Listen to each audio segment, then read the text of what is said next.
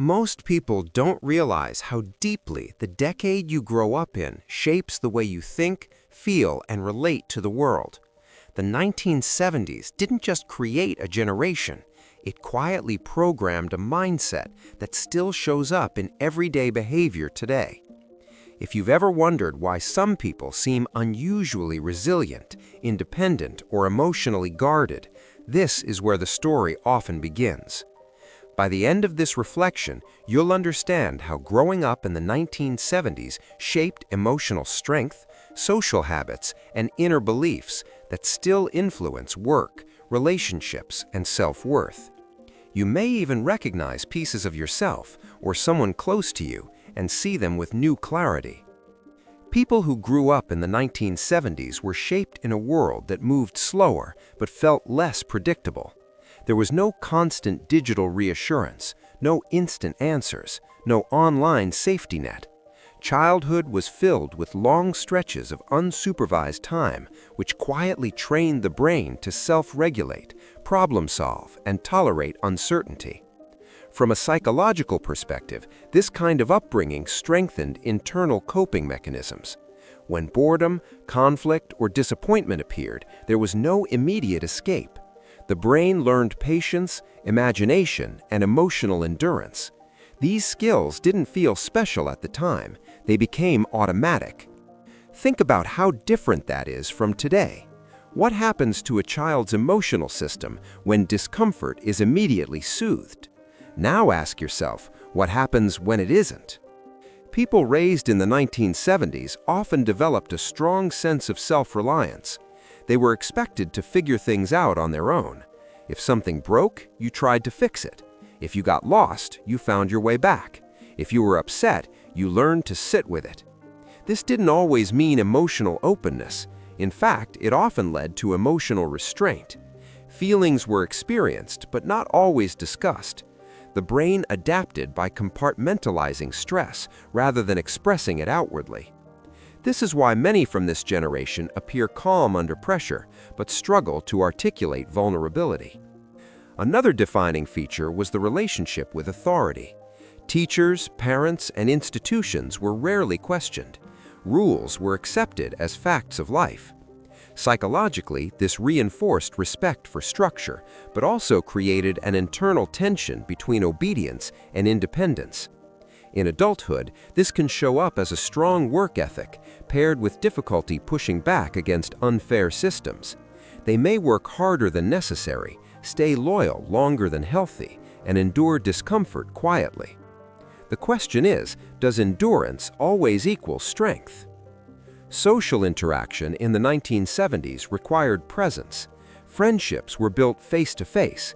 Conversations had pauses. Silence wasn't uncomfortable.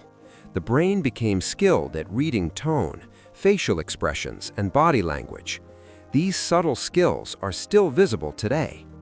People from this era often sense emotional shifts in a room before anyone speaks. They notice tension, disengagement, or dishonesty instinctively. This isn't intuition by chance. It's a learned sensitivity developed in a world without screens mediating connection. At the same time, conflict wasn't always processed verbally. Many learned to avoid confrontation rather than resolve it. Emotional survival sometimes meant keeping the peace. As adults, this can appear as people-pleasing or emotional withdrawal during disagreements. Did you ever notice how some people shut down instead of arguing? That pattern often traces back to this period. Freedom was another defining experience. Children roamed neighborhoods, explored without constant supervision, and made small but meaningful decisions daily. This autonomy strengthened confidence and spatial awareness. The brain learned cause and effect through lived experience, not instruction. However, freedom came with risk. Mistakes were not always cushioned. Scraped knees, hurt feelings, and failures were part of learning. This taught accountability early. It also created a realistic understanding that life isn't always fair or safe. This realism still shapes how this generation approaches life. They tend to be pragmatic rather than idealistic, hopeful but cautious, optimistic but prepared. Their nervous systems learned not to expect rescue. Emotionally, affection in the 1970s was often practical rather than verbal. Love was shown through provision, consistency, and responsibility. Praise was rare. Validation was subtle. The brain learned to seek worth through contribution rather than affirmation. As adults, this can result in discomfort receiving praise. Compliments may feel awkward or undeserved. There is often an internal voice saying, "Just do your job, no need to talk about it." Yet beneath that restraint is a deep loyalty. When people from this generation commit, they mean it. Friendships, marriages, and careers were often viewed as long-term investments. Walking away was a last resort. This loyalty can be beautiful, but it can also trap them in situations that no longer serve them. Letting go may feel like failure, even when it's necessary growth. Technology arrived slowly for this generation. They lived fully before it, then adapted to it later. This gave them a unique dual perspective.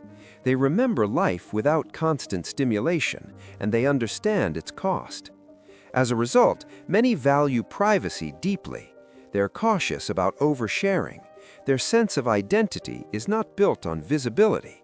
It's built on lived experience. This can feel grounding in a world obsessed with performance. At the same time, adapting later in life required cognitive flexibility. Learning new systems, tools, and norms challenged the brain, but also kept it engaged. Many underestimate how mentally resilient this transition required them to be. Relationships for this generation often carry unspoken expectations. Loyalty, effort, and respect are assumed rather than negotiated. When these expectations aren't met, disappointment can feel personal rather than situational. This is why some people from this era struggle with modern dating culture. Ambiguity feels unsettling. Emotional inconsistency feels unsafe. They value clarity because their nervous systems were shaped by it. Stress responses also differ. People raised in the 1970s often internalize stress.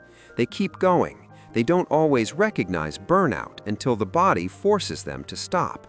Headaches, fatigue, and irritability become signals long ignored. This isn't weakness, it's conditioning.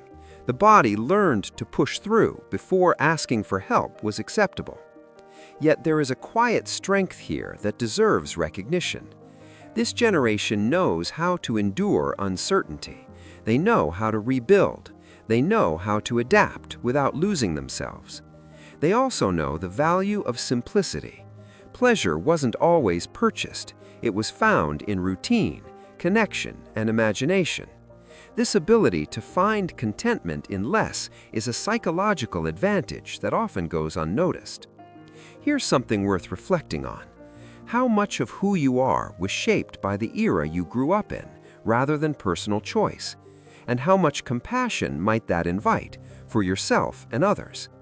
As the world accelerates, the traits formed in the 1970s are becoming rare. Patience, presence, emotional endurance. These are not outdated skills, they are stabilizing forces. The real challenge for this generation is learning that strength doesn't require silence, that independence doesn't mean isolation, and that adapting does not mean erasing who you were. If you grew up in the 1970s, your nervous system carries wisdom earned through experience, not theory. If you didn't, there is still much to learn from those who did. Understanding where we come from changes how we treat ourselves and others. It softens judgment, it deepens empathy, and it reminds us that every generation carries both gifts and wounds. If this reflection resonated with you, take a moment to consider what your upbringing taught you about strength and vulnerability. Share your thoughts if you feel inclined, and if you value thoughtful explorations of human behavior, stay connected, support the conversation, and continue learning how the past quietly shapes the present.